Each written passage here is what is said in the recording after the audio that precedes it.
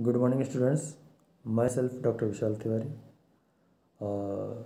आज का जो हमारा टॉपिक है, जो कि मैंने आपको अपने लास्ट वीडियो में भी बताया था कि जो हमारा नेक्स्ट टॉपिक होगा वो है औद्योगिक क्रांति का सूत्रपात इंग्लैंड से ही क्यों हुआ, क्योंकि एक मोस्ट इम्पोर्टेंट क्वेश्चन है और प्राय यह प्रश्न पूछा जाता है कि औद्योगिक क्रांति का सूत्रपात इंग्लैंड से ही क्यों हुआ, किसी अन्य देश से क्यों नहीं हुआ।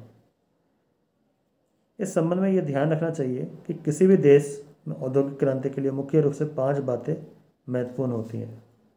ठीक है, वो मैं आगे आपको बताऊंगा ही कि उसमें पहला होता है प्राकृतिक साधन, दूसरा पूंजी एवं कुशलता, तीसरा विस्तृत बाजार, चौथा औद्योगिक प्रभुत्व तथा पांचवा राजनीतिक शांति और सामाजिक सहयोग।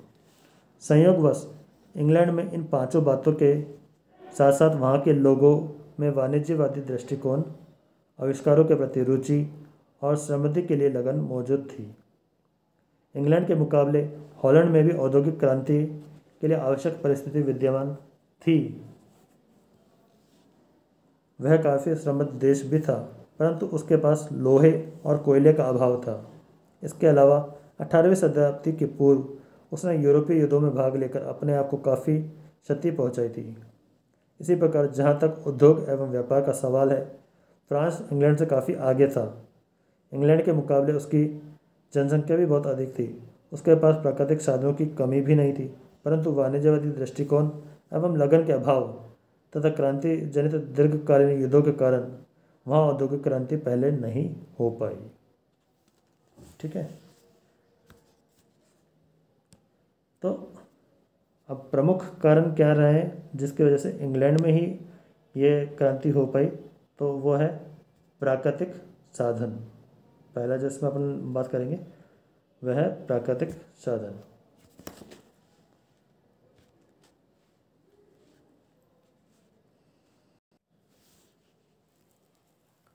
प्राकृतिक कारणों में इंग्लैंड की भौगोलिक स्थिति काफ़ी महत्वपूर्ण है।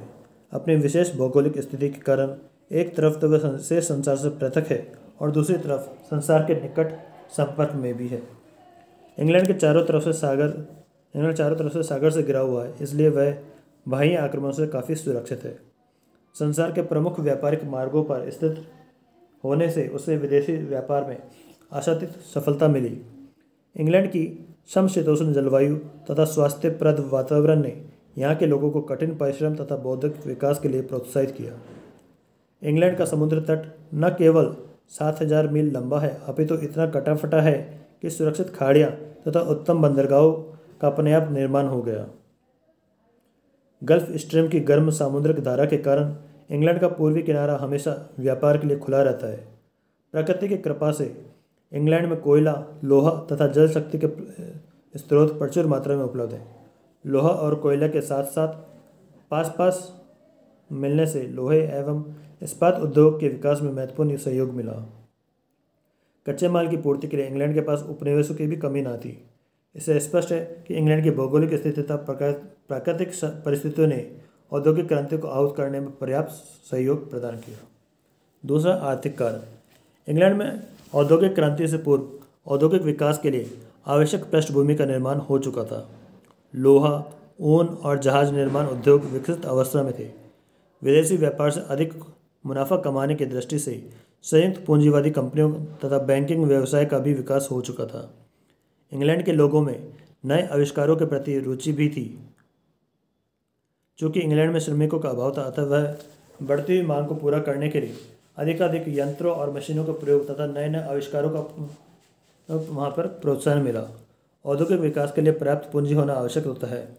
16वीं सदी के शुरू से ही इंग्लैंड के लोग सामुद्रिक लूटमार, दास व्यापार तथा विदेश व्यापार वाणिज्य से काफ़ी धनी बनते जा रहे थे और कारखानों में धन लगाने वाले लोगों की कमी न थी।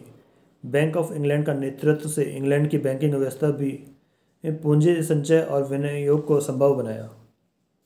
वैज्ञानिक आविष्कारों ने औद्योगिक क्रांति को सफल बनाने में विशेष भूमिका अदा की। 1760 ईस्वी तक इंग्लैंड के विदेशी व्यापार का क्षेत्र काफ़ी विस्तृत हो चुका था। कच्चा माल देने के लिए बहुत से उपनिवेश थे और इंग्लैंड में तैयार माल के बहुत से ग्राहक भी थे। स्थानीय करों से कर मुक्त होने के कारण इंग्लैंड का आंतरिक व्यापार भी बढ़ता जा रहा था। इंग्लैंड की सामुद्रिक शक्ति भी अजेय थी। उसके व्यापारियों को विश्वास था कि इस शक्ति द्वारा उनके व्यापारिक जहाज़ों की सुरक्षा की जा सकेगी। इसके साथ साथ सड़कों, नहरों तथा नदियों में जल यातायात का विकास होने से न केवल आंतरिक व्यापार में वृद्धि हुई, बल्कि श्रमिकों की गतिशीलता में वृद्धि और कारखानों में निर्मित माल को समुद्र तट तक भिजवाने और वहां से विदेशों से आए कच्चे माल को कारखानों तक पहुंचाने में भी सुविधा हो गई। इंग्लैंड में श्रमिकों की कमी थी, परंतु कुशल एवं योग्य श्रमिकों ने इस कमी को भी पूरा करने में काफ़ी सहयोग दिया। यूरोप के अधिकांश देशों में आंतरिक शांति का अभाव था, इसलिए वहाँ के बहुत से कुशल एवं अनुभवी श्रमिक भागकर इंग्लैंड में आ गए। इससे इंग्लैंड को लाभ भी हुआ। इंग्लैंड के लोगों में विस्तृत व्यापार के संगठन की दक्षता एवं बड़े पैमाने पर उत्पादन की कुशलता भी थी और इसी कारण वे समस्त संसार के साथ व्यापारिक संपर्क करने में समर्थ रहे। उनकी इस कुशलता ने औद्योगिक क्रांति का मार्ग प्रशस्त किया। औद्योगिक विकास के लिए व्यक्तिगत आर्थिक स्वतंत्रता काफ़ी महत्वपूर्ण होती है। 18वीं सदी के अंत में इंग्लैंड में एक भयंकर महामारी काली मृत्यु का प्रकोप हुआ, जिसने लाखों लोगों के प्राण ले लिए। इसके फलस्वरूप इंग्लैंड में किसानों और मजदूरों की अत्यधिक कमी हो गई। परिणाम स्वरूप भूमिपतियों को किसानों के साथ उदारपूर्वक व्यवहार करना पड़ा। फिर भी परिस्थिति का लाभ उठाकर हजारों किसानों ने गांव छोड़कर मजदूरी की तलाश में नगरों का रास्ता पकड़ा। इससे नगरों में मजदूरों की संख्या बढ़ गई। किसान लोग अपनी अपनी योग्यता एवं रुचि के अनुसार विभिन्न काम धंधों को करने लगे। परिणाम स्वरूप शहरों में गिल्ड पद्धति का नियंत्रण ढीला पड़ गया। इस परिस्थिति का लाभ उठाया नए प्रशिक्षित कारीगरों ने। उन्होंने अपने स्वतंत्र उद्योग स्थापित कर दिए। इस प्रकार इंग्लैंड में व्यक्तिगत आर्थिक स्वतंत्रता का सूत्रपात हुआ, जो औद्योगिक विकास के लिए अनिवार्य है। इंग्लैंड के औद्योगिक विकास में वहाँ की सरकार की आर्थिक नीति का भी योगदान रहा है। सरकार ने उद्योग धंधों के विकास के लिए विदेशी माल के इंग्लैंड में आयात तथा वहाँ से कच्चे माल के निर्यात पर रोक लगाई। भारतीय वस्तु पर 70-80% आयात कर लगाया तथा भारतीय सूती कपड़े के आयात पर प्रतिबंध लगा दिया, क्योंकि ब्रिटिश वस्त्र उद्योग को भारी धक्का लग सकता था। सरकार की संरक्षण नीति से भी औद्योगिक विकास को बल मिला। कुछ विद्वानों के अनुसार प्लासी युद्ध के बाद भारतीय पूंजी बड़ी मात्रा में इंग्लैंड में भेजी गई। ईस्ट इंडिया कंपनी के व्यापारियों तथा अधिकारियों द्वारा बंगाल से अत्यधिक धन लूटकर इंग्लैंड में उद्योग धंधों के विकास में लगाया गया। इससे औद्योगिक विकास की गति बढ़ गई। बात करते हैं राजनीतिक कारण। इंग्लैंड में राजनीतिक स्थायित्व, शांति एवं व्यवस्था ने भी औद्योगिक क्रांति का मार्ग प्रशस्त करने में योगदान दिया। 1688 ईस्वी की महान क्रांति के बाद जिन सुदृढ़ सिद्धांतों पर इंग्लैंड के संविधान को आधारित किया गया, उससे आंतरिक शांति बनी रही। वालपोल की कुशल नीति ने इंग्लैंड के राजनीतिक तथा वित्तीय स्थायित्व को और भी अधिक बल प्रदान किया। इन दिनों जब यूरोप के अन्य देश गृह युद्धों तथा बाह्य आक्रमण से आतंकित रहे, इंग्लैंड में घरेलू शांति तथा व्यवस्था कायम रही, जिससे व्यापार तथा उद्योगों का विकास संभव हो पाया। श्रीमती नोवेल ने लिखा है कि ब्रिटेन की राजनीतिक सुरक्षा इतनी अच्छी थी कि लोग बड़े उद्योगों में आवश्यक स्थायी पूंजी लगाने में बिल्कुल भी संकोच नहीं करते थे। दूसरी बात यह है कि जहां यूरोप के अन्य देशों में कृषक दास प्रथा प्रचलित थी, वहां इंग्लैंड के लोगों को इस घृणित प्रथा से बहुत पहले ही मुक्ति मिल चुकी थी। कृषक दास भूमि से बंधा रहता था, इसलिए वह कारखानों में आदि में काम नहीं कर पाता था। इंग्लैंड के लोगों को व्यक्तिगत स्वतंत्रता मिल चुकी थी और वे अपनी इच्छानुसार कार्य कर सकते थे। इससे व्यक्तिगत साहस को बढ़ावा मिला और औद्योगिक क्रांति की सफलता संभव हो पाई। नेक्स्ट जो इसका कारण है, उदार सामाजिक एवं धार्मिक वातावरण। औद्योगिक क्रांति के समय इंग्लैंड का सामाजिक तथा धार्मिक वातावरण भी औद्योगिक विकास के अनुकूल था। मध्य युग की जड़ता और कट्टरता लगभग समाप्त हो चुकी थी। लोगों में शिक्षा का प्रसार हो चुका था और वहाँ के लोग आर्थिक समृद्धि के लिए विकासशील दृष्टिकोण अपना चुके थे। इंग्लैंड के लोगों में नए आविष्कारों तथा नई उत्पादन पद्धतियों को अपनाने में विशेष रुचि थी और वे वैज्ञानिकों तथा आविष्कारकर्ताओं को सक्रिय सहयोग देते थे। इस प्रकार के जन सहयोग से भी औद्योगिक क्रांति को सफलता मिली।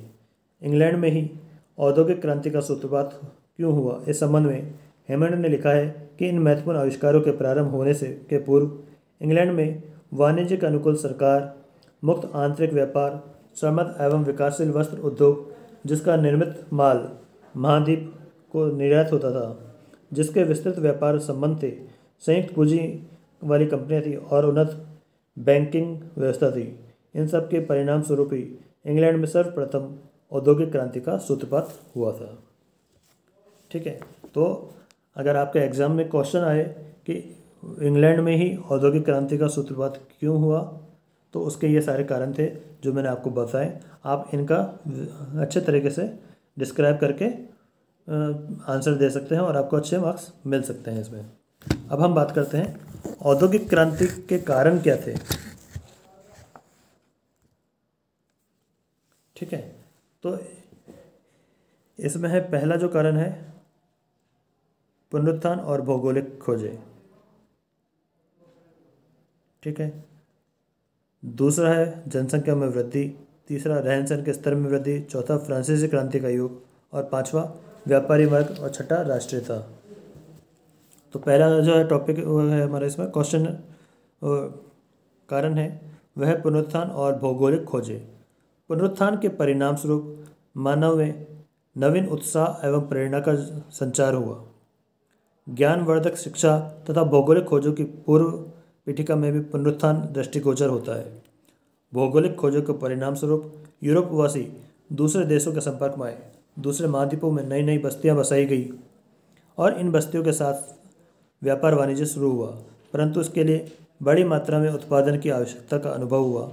बड़े पैमाने पर उत्पादन करने के लिए अनेकों मशीनों तथा यंत्रों का निर्माण हुआ तथा आविष्कार किया गया। इस प्रकार पुनरुत्थान औद्योगिक क्रांति का एक कारण बन गया। दूसरा, जनसंख्या में वृद्धि।